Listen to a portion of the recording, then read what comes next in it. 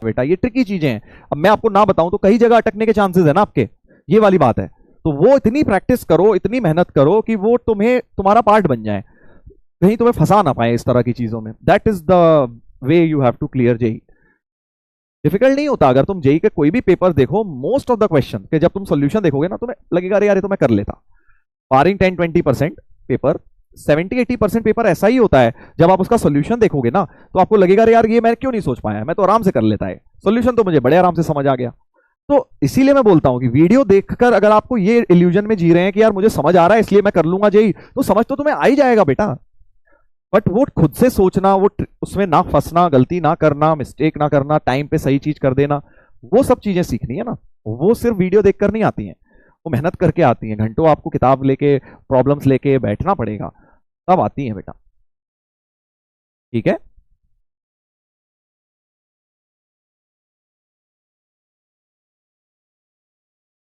चलो आगे बढ़ जाते हैं हम लोग।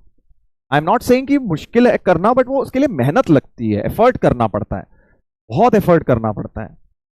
आपको मिनिमम 1:2 रेशियो रखना पड़ेगा ओवरऑल अपनी जितनी आपने क्लासेस ली हैं। अगर मैथ्स की, अगर आपने 100 घंटे की क्लास ली है, मैं एक एग्जांपल दे रहा हूं, तो आपको 200 घंटे सेल्फ स्टडी करनी पड़ेगी पूरे।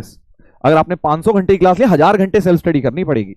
1:2 रेशियो अगर आपका हुआ सेल्फ स्टडी का, तब आप अच्छा करेंगे। उससे कम अगर आपका सेल्फ स्टडी का रेशियो है, तो आप कर रहे हैं बस नाम के लिए तैयारी, एडवांस में मुश्किल है। मैं सच बता रहा हूं तुम्हें, फैक्ट बता रहा हूं बेटा।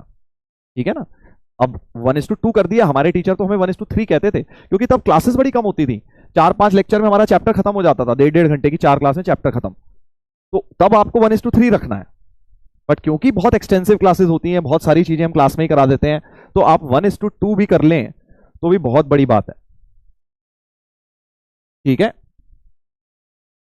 Sir, not possible because of school. अब वो तो तुम 1000 रीजन हो सकते हैं नॉट पॉसिबल होने के, पॉसिबल होने का कारण ढूंढने पड़ते हैं। नॉट पॉसिबल के कारण तो सबके पास होते हैं। ठीक है, डेली नहीं कर पाओगे, मैं एवरेज की बात कर रहा हूं, समझे नहीं तुम। हाँ, सर आजकल तो हमारी 6 घंटे क्लास हो रही है, हम स्कूल जाते हैं, 6 घंटे कहां से निकालें? तो भाई आज मत निकाल, जब क्लास खत्म हो जाए 12 निकालियो फिर। एवरेज नाम की चीज समझते हो ना। अगर एक दिन में 5 ही हो रहे हैं तो अगले दिन 15 करो ना, तो 10 की एवरेज आएगी।